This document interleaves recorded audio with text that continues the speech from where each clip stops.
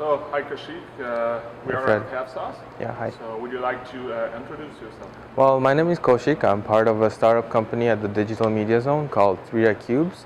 You can find us on Twitter at 3 Cubes and myself at aredkid. We're on Twitter, yeah.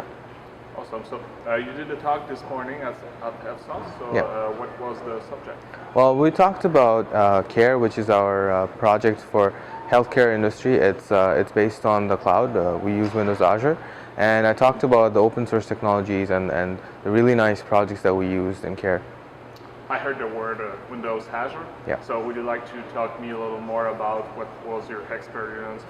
Why did you choose Windows Azure as your cloud platform? Well, we wanted a very secure platform to deploy our application in. Plus, we have the experience with .NET, so we felt very at home with using Windows Azure. But it provides you with a lot of great features, so it was something really nice to use for us.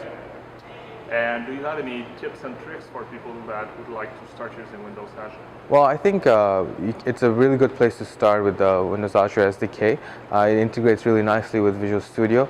Plus, I'm pretty sure you can talk to the Microsoft evangelists for an Azure Pass so that you can actually try it out.